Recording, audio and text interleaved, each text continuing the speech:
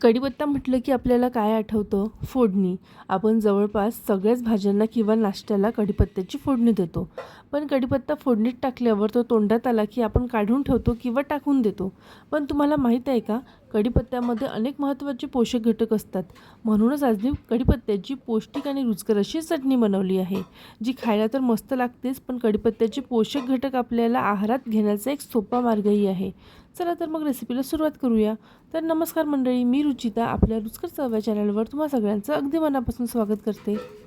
कढीपत्त्याची चटणी बनवण्यासाठी आपल्याला ताजा आणि फ्रेश असा कढीपत्ता निवडून घ्यायचा आहे. तुम्ही बघू शकता कढीपत्ता अगदी ताजा आहे, पानं मोठी आणि छान हिरवीगार आहे आणि यावर कुठल्याही प्रकारचे डाग किंवा खारटपणा नाही आहे. चटणीसाठी शक्यतो असा ताजा, स्वच्छ आणि मोठ्या पानाचा कढीपत्ता घ्यायचा आहे. कोवळा किंवा खूप लहान पानाचा कढीपत्ता घ्यायचा नाही.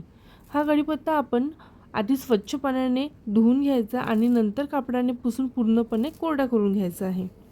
आता तुम्ही बघू शकता मी याची पाने देठापासून वेगळी करून घेत आहे. अशा प्रकारे सगळी पाने काढून एका बाउलमध्ये जमा करून घ्यायची आहे. मी इथे एक बाउल भरून कढीपत्ता घेतला आहे.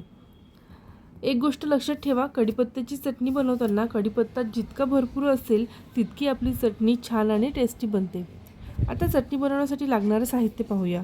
सगळ्यात आधी मी इथे 1 वाटी शेंगदाणे घेतले आहे, पाऊण वाटी डाळवा घेतला आहे, 5-6 लसूण पाकळ्या आहे, 2 सुक्या लाल मिरच्या आहे, चिंचेचा एक छोटासा तुकडा घेतला आहे आणि यामध्ये 2 चमचे खोबरं किस, 1 चमचा जिरं, 2 चमचे भरून तीळ घेतली आहे, तसेच 2 चमचे उडदाची डाळ, चवीनुसार मीठ आणि 1 चमचा लाल तिखट देखील घेतला आहे.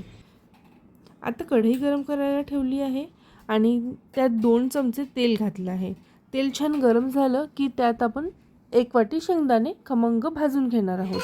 साधारण 1 ते 2 मिनिटात शेंगदाणे छान भाजून तयार होतात. शेंगदाणे भाजताना सतत चमच्याने ते हलवत राहायचे, म्हणजे ते जळणार नाही. आता शेंगदाणे खमंग भाजून झाले की ते एका ताटात आपण काढून घेणार आहोत. आता याच तेलात आपण डाळवा घालणार आहोत. डाळवा साधारण मिनिटभरातच परतून तयार होतो. डाळवा हलका सोनेरी रंगाचा झाला की लगेच काढून घ्यायचा आहे. या चटणीमध्ये वापरलेले सर्व साहित्य पौष्टिक आहे, त्यामुळे या चटणीमधून प्रोटीन्स, चांगले फॅट्स, फायबर, कॅल्शियम, आयर्न आणि शरीराला आवश्यक असणारे अनेक पोषक घटक मिळतात. त्यामुळे ही चटणी चविष्टच नाही तर अनेक पोषक घटकांनी भरलेली आहे. आता याच्यात उडदाची डाळ घातली आहे. ही डाळ सोनेरी रंगावर आणि खमंग होईपर्यंत भाजून घ्यायची आहे. भाजल्यावर डाळीला खूप छान सुगंध येतो. आता ही डाळ एका प्लेटमध्ये काढून घेऊया. आता यात आपण तीळ टाकून घेणार आहोत. तीळसुद्धा मिनिटभरात छान भाजून तयार होते. आता हे एका प्लेटमध्ये काढून घ्यायची आहे.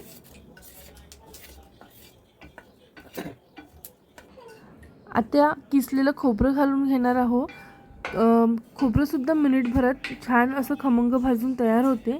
आता हे एका प्लेटमध्ये आपल्याला काढून घ्यायचं आहे. आता अगदी अर्धा चमचा तेल घातला आहे. यात 5 ते 6 लसूण पाकळ्या आणि सुक्या लाल मिरच्या घालून घेणार आहोत.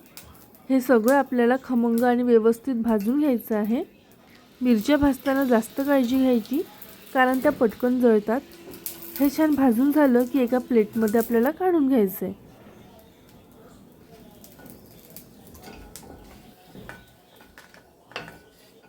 सगळं साहित्य आता भाजून झालं आहे. आता पुढची तयारी करूया. आता शेवटी मी कढीपत्ता भाजून घेते. त्यासाठी कढईमध्ये 2 ते 3 चमचे तेल घातलं आहे. तेल गरम झालं की कढीपत्ता भाजून घ्यायचा आहे. तुम्ही आवाजावरून अंदाज लावू शकता की कढीपत्ता छान कुरकुरीत होत चालला आहे.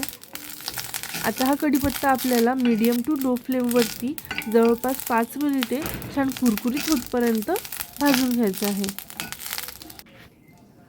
आता याच्या आवाजावरून तुम्ही बघू शकता कढीपत्ता छान क्रिस्पी भाजून तयार झाला आहे. या स्टेजपर्यंत आपल्याला कढीपत्ता भाजून घ्यायचा आहे.